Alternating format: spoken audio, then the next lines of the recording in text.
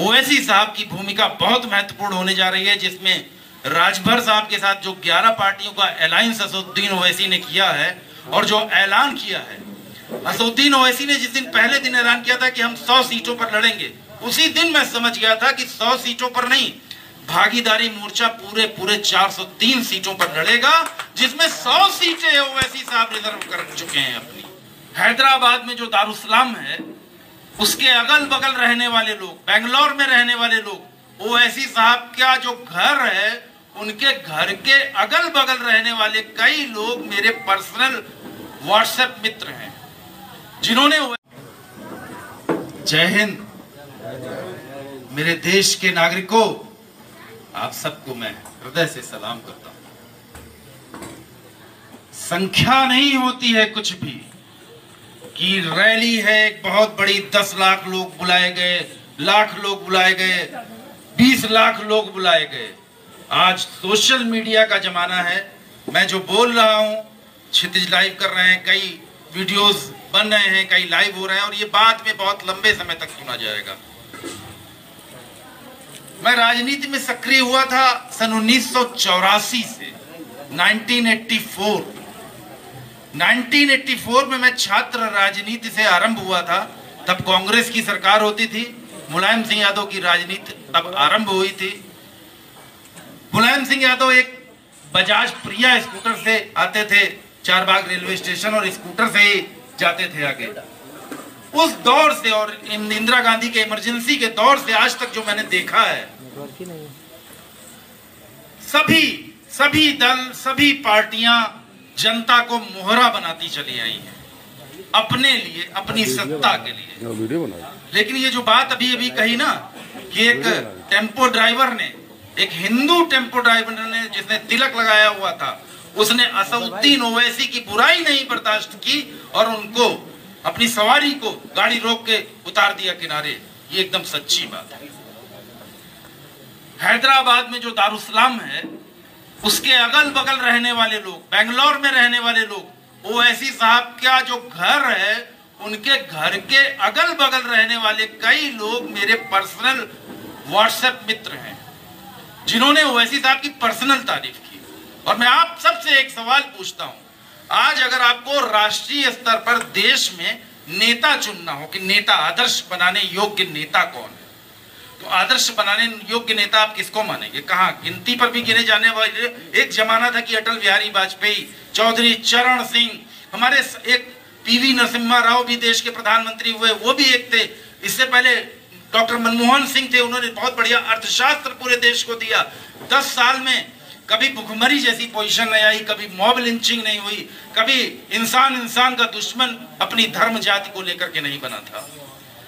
अब जो होने जा रहा है आगे आने वाले दिनों में, उसमें एआईएमआईएम पार्टी, ओवैसी साहब की भूमिका बहुत महत्वपूर्ण होने जा रही है, जिसमें राजभर साहब के साथ जो 11 पार्टियों का अलायंस असदुद्दीन ओवैसी ने किया है और जो ऐलान किया है, असदुद्दीन ओवैसी ने जिस दिन पहले दिन ऐलान किया था कि हम 100 सीटों पर लड़ेंगे, उसी दिन मैं समझ गया था कि 100 सीटों पर नहीं, भागीदारी मोर्चा पूरे 403 सीटों पर लड़ेगा, जिसमें 100 सीटें ओवैसी साहब रिजर्व कर चुके हैं अपनी।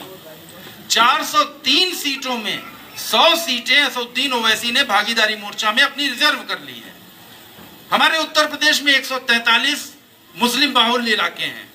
143 मुस्लिम बाहुल्य इलाकों में अगर 100 सीटों पर असदुद्दीन ओवैसी साहब की पार्टी ने शानदार प्रत्याशी चुनावी मैदान में उतारे, तो क्या पढ़ा लिखा मुसलमान अपने वोट को जाया होने देगा?